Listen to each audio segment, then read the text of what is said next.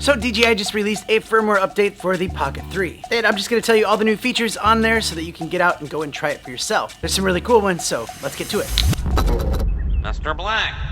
By the way, welcome to the channel. My name is Danny Black, and if you're new here, don't be a stranger. Also, if you like Pocket 3 content, make sure you hit the like button, because then YouTube knows that you like this kind of stuff, and they will keep sending you some more videos like this. Also, you can check down in the description for any links, plus some coupon codes, so check it out down there. And before we do jump into those new features, if you're looking for some great filters for your Pocket 3, you should check out these ones from Ulanzi. There's a set of ND filters and a black mist filter, and I'll show you what they do and what they look like later on in the video. But at their current price point, you don't want to miss out on these. All right, so if you connect your Pocket 3 to your smartphone and use the Mimo app, you will see a little icon that says firmware update. Click that, follow the prompts, and then you can update it there. If you're not able to do it with your smartphone, you can go to their website and download the update, and then you can put it on the SD card, and it works that way. All right, so looking at the new features, one that's really great is the ability to cancel the recording. Now, if this sounds familiar, Ace Pro did come out with this as well, and that is a really great feature. So if you're like recording a take and maybe you say something wrong or you screwed up and you're just like, I'm not really happy with this, you can just hold down the record button and then it will delete that file. And then you can just start again, and that's really great for file management. You don't have a bunch of takes like filling up your SD card.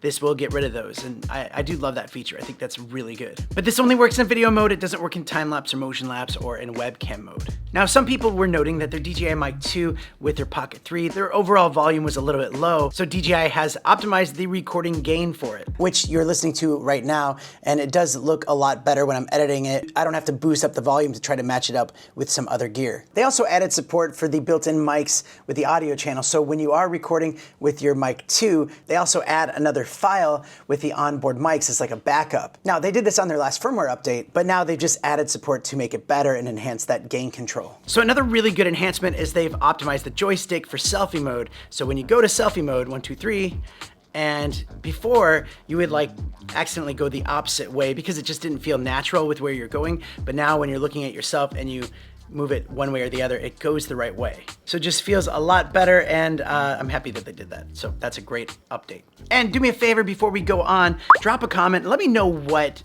firmware updates you would like to see on the Pocket 3 in the future, because I think DJI actually watched these videos and they actually looked through the comments, and you might give them some good ideas.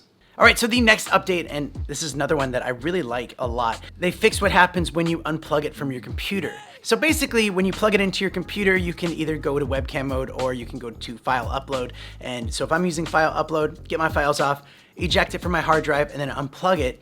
Before, it used to like turn back on, and a lot of times I had it just sitting on my desk, like on its belly, and so it would like knock it around, and it was really weird. Now they fixed it so that the gimbal stays locked in its locked position, and then you can exit that mode by just tapping the screen. So that actually is a really good enhancement. Thank you for that. It also says that they've fixed the issue with the DJI mics with live streaming. So I tried this out a little while back, and there was a lot of interference. All right, but audio is choppy when you talked. Okay. So they claim that they fixed it. I have not tested this out yet, but I'm willing to try that, and I do that with the member streams. So if you do like those kind of behind the scenes live streams and testing and Q&As and things like that, make sure you check out the memberships, click the join button, or if you don't see the join button, just check out the link in the description. It's just $1 a month, and we do a lot of live streams there and have a lot of fun.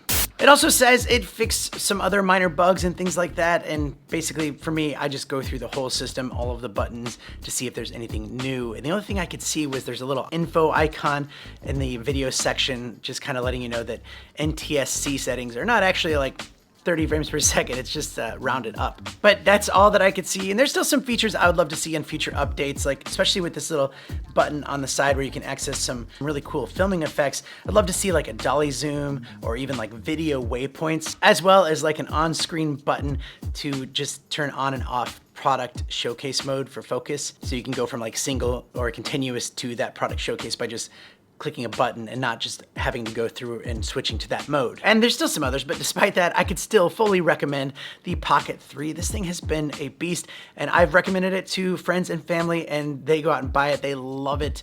It's their favorite camera, and I love watching the content that they post, so it's still a great buy. But I also wanted to share these Ulanzi filters because they are also really great buys. And check this out. They don't mess around giving you like all of the neutral density filters. They give you 3 here. They give you ND16, ND64, and ND256. So that's a big jump between them, and I feel like that kind of covers you. And these are magnetic filters that just pop on your Pocket 3 like that. And these filters are basically designed to lower the shutter speed in like a bright light situation and just add some motion blur, making your footage look like it's fast, especially when you freeze frame the shot.